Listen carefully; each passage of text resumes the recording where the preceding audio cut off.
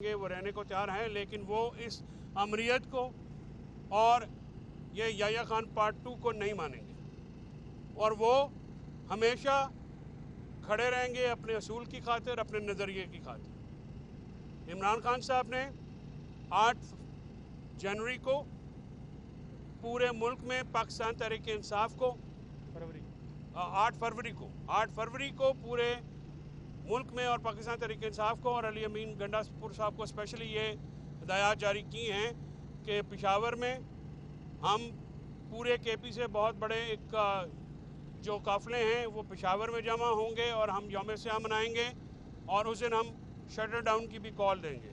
اسی طرح سے تمام صوبوں میں اور تمام پارلیمنٹس میں جو ہمارے پارلیمانی پارٹیاں ہیں، ٹکٹ ہولڈر ہیں، M N As, M P As ہیں، وہ جو ہے اس میں بھرپور حصہ لیں گے۔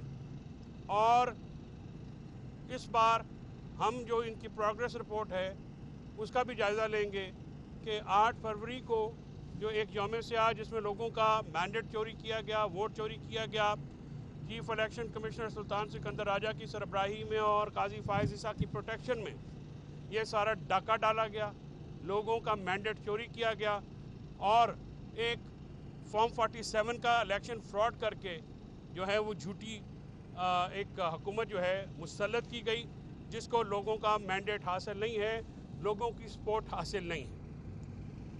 القادر ٹرسٹ کے بارے میں انہوں نے بات کرتے ہوئے کہا کہ القادر ٹرسٹ نہ تو بلاول ہاؤس ہے جو کہ زرداری صاحب نے اپنی پریزیڈنسی کے دور میں بنوایا تھا، نہ ہی یہ 1 ہائیڈ پارک یعنی نواز شریف کی وہ پراپرٹی جو کہ انہوں نے ملک ریاض صاحب کو بیچی، اور ظاہر ہے یہ جو نظر آتا ہے کہ ان کو یہاں پہ دھمکایا گیا، جس سے وہ پراپرٹی ان کے بیٹے نے 18 ارب روپے میں خریدی۔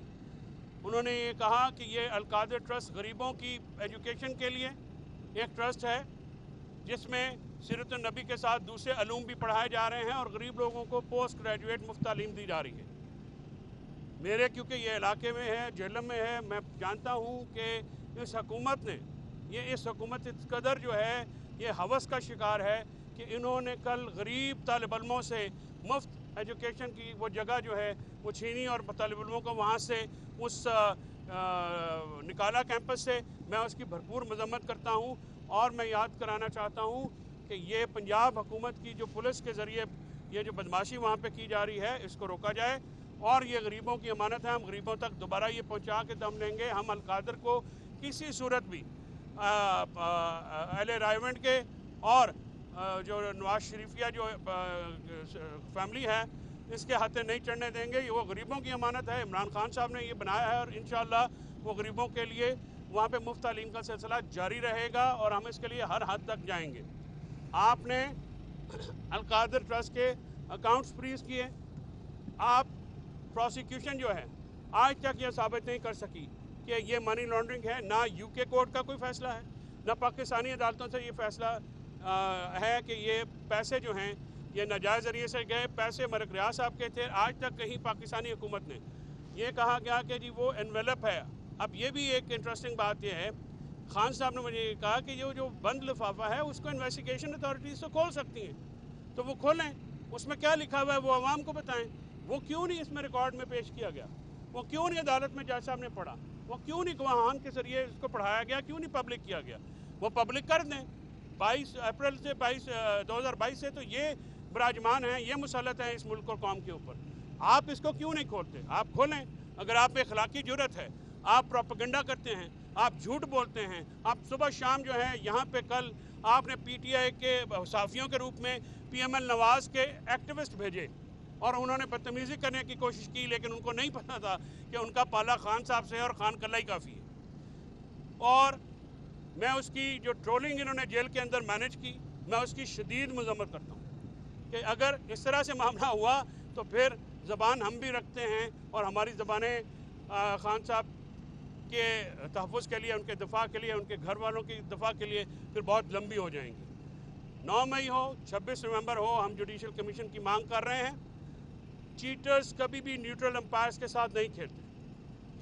جوڈیشل کمیشن ایک نیوٹرل امپائر ہے جو کہ اس میچ کا فیصلہ کرے گا۔ عمران خان صاحب نے 86 میں ویسٹ انڈیز کے خلاف نیوٹرل امپائر کا کانسیپٹ کرکٹ میں متعارف کرایا تھا، اور آج بھی ہم نیوٹرل امپائرز کے ساتھ ہی کھیلنا چاہتے ہیں، اور انشاءاللہ یہ میچ جو کہ جمہوریت کی سربلندی کا میچ ہے، پاکستان میں آئین اور قانون کی حکمرانی کا میچ ہے، پاکستان میں آزاد عدلیہ اور آزاد میڈیا کی کو قائم کرنے کا میچ ہے، اور پاکستان میں بنیادی شہری حقوق کی حفاظت کا میچ ہے۔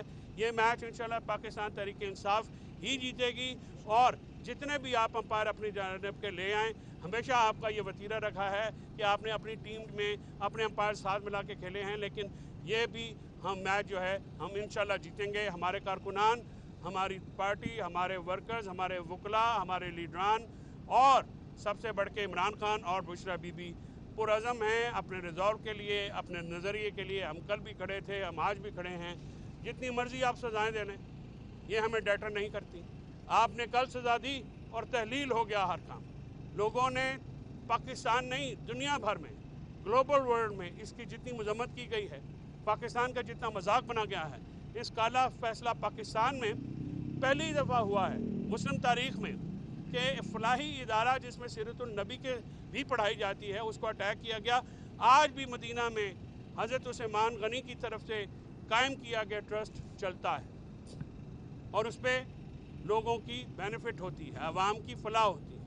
یہ پہلی دفعہ ہوا ہے کہ آپ سیاسی بغض اور ناد میں اس حد تک گر گئے ہیں کہ آپ نے گھر کی عورتوں کو جو ہے وہ سزا دی، اور آپ نے وہ فلاحی ادارہ جو غریبوں کی خدمت کر رہا تھا اس کی زمین پہ کل قبضہ کر لیا پنجاب پولیس کے ذریعے، اور انہوں نے وہاں پہ بندے کھڑے کیے۔ پنجاب حکومت کا اس ٹرسٹ سے تو لینا دینا نہیں ہے، یہ تو فیڈرل حکومت کے جو ہے وہ ٹرسٹ تھا، اور فیڈرل حکومت یا پنجاب حکومت کیسے ایک ٹرسٹ کی زمین جو ہے وہ قبضے میں لے سکتی ہے؟ تو اس انتہائی شرمناک عمل کی ہم شدید مذمت کرتے ہیں، اور انشاءاللہ ہمارا ریزولو ہے۔ عمران خان نے یہ کل بھی کہا، یہ آج بھی کہا کہ ہم آخری گیند تک کھیلیں گے۔ میں بالکل اس آمرانہ نظام کے، آمرانہ رویوں کے سامنے یا آمرانہ جو ڈیمانڈز ہیں ان کے سامنے وہ نہیں جھکیں گے۔ ہم جمہوریت کے لیے، رول آف لا کے لیے، آزاد عدلیہ کے لیے، آزاد میڈیا کے لیے، اور آزاد انٹرنیٹ کے لیے ہم بالکل لڑیں گے، اور آخری حد تک، آخری گیند تک لڑیں گے۔ Thank you.